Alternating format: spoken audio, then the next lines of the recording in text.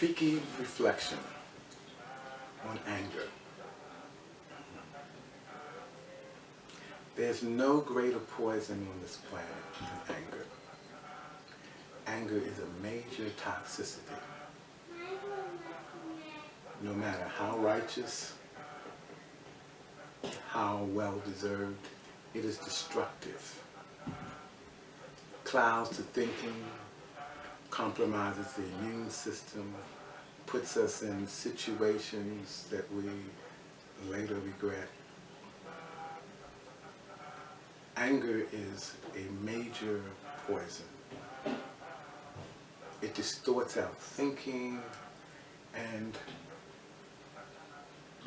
allows us to mistreat ourselves and other people. Gives us a narrow view of what is happening and why it's happening. And anger is what I call an inexpensive or cheap feeling, in that all of us can and do feel anger at some time or another. But anger is only the tip of the iceberg. But below anger, there's a multitude of feelings that are more indicative of what's going on in our essence, in our hearts. So what I'm saying is that under anger, there's always other emotions, such as hurt, pain, abandonment, regret. It's easier to do anger because, anger generally focuses out, although it can focus in, and as such it becomes depression. But anger is a way of acting out. To own the other feelings, we have to accept our vulnerability, that things affect us.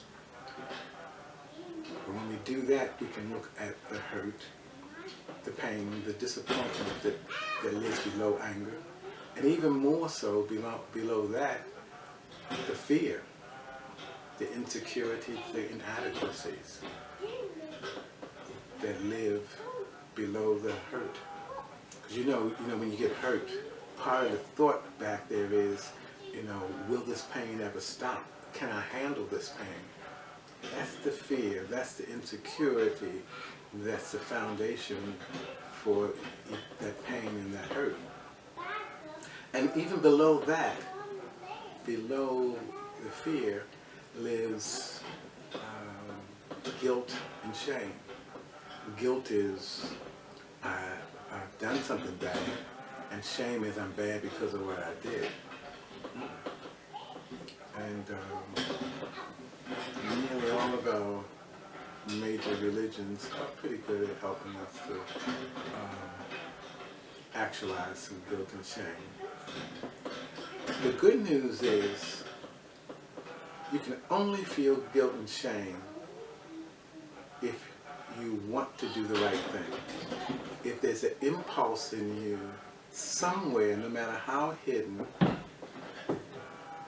to do the right thing. That impulse called love. And love may manifest itself as compassion, empathy, forgiveness, whatever. But it's that impulse toward life, that impulse to connect, that impulse to accept and be a part of. That love is the foundation.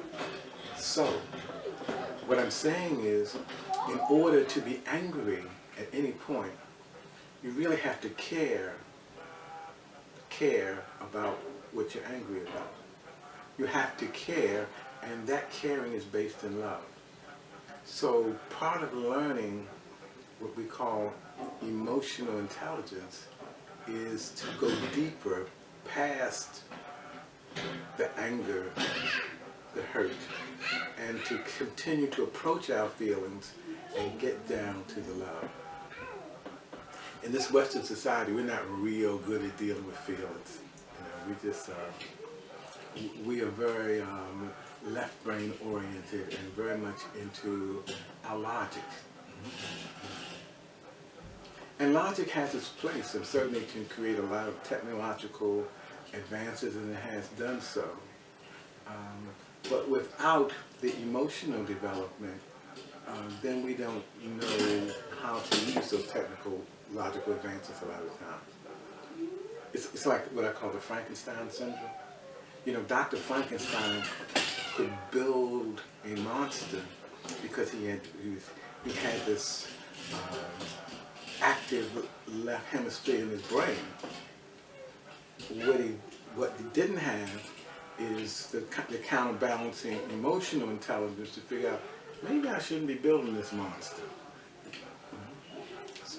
So at some level, that emotional intelligence is a guidance system. And actually emotions are older than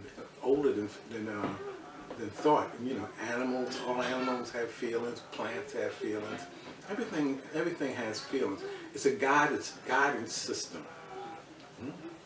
But it requires a level of stillness to be and acceptance to be in touch with our emotions enough to get guidance from them. Because emotions are really messengers. And so rather than avoiding them like so many of us do, emotions can really help us to understand if we accept them as messengers, as guidance, you know, see what they have to say, and then, you know, then we can release them. But many of us spend our whole lifetime fending off, avoiding emotions. And what do we know about things that we avoid that way? They fester and they come out other ways. And anger, how often do we see folks get angry and act out at the smallest provocation, not because of that thing, but because of all the anger that's stored up, that's been bagged, as we say. Somebody just keeps throwing it in the bag, and after a while the bag just bursts. And then this anger comes out, and some destruction is done, and perhaps somebody's life is ruined, or at least begins to take a whole different course. So anger is very toxic. And that's not to say we should deny anger. That's not to say we shouldn't pay attention. All I'm suggesting is that we should go deeper through it and understand there's something more happening than the surface anger. There's more that's happening, and that's where the direction, the instruction, the guidance comes, when we can begin to be in touch with that more and not be ruled by, controlled by the anger. There is an antidote for anger. It's called forgiveness. It's called forgiveness. Forgiving the other. And forgiving the other is always symbolic of forgiving ourselves. Because ultimately, when something goes wrong at some level, whether we can admit it or are conscious of it or not, we hold ourselves responsible. So when we forgive others, we open up the door for forgiving ourselves. And we also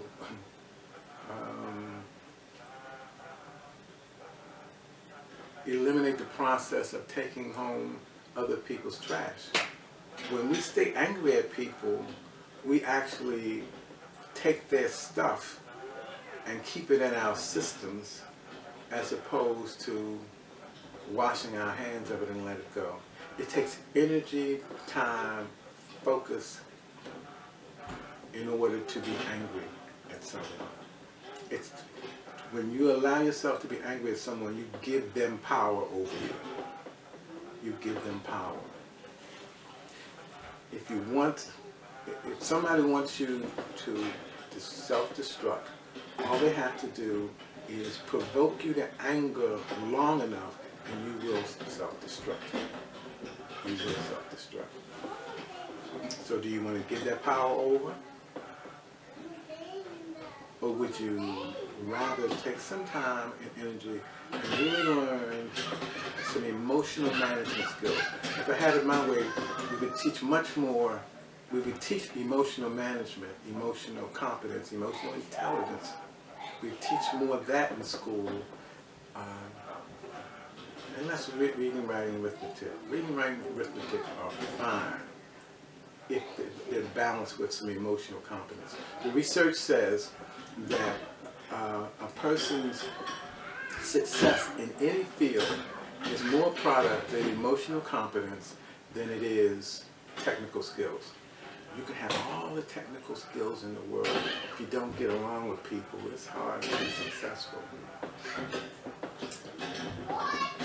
Thank you for today's Rafiki reflection.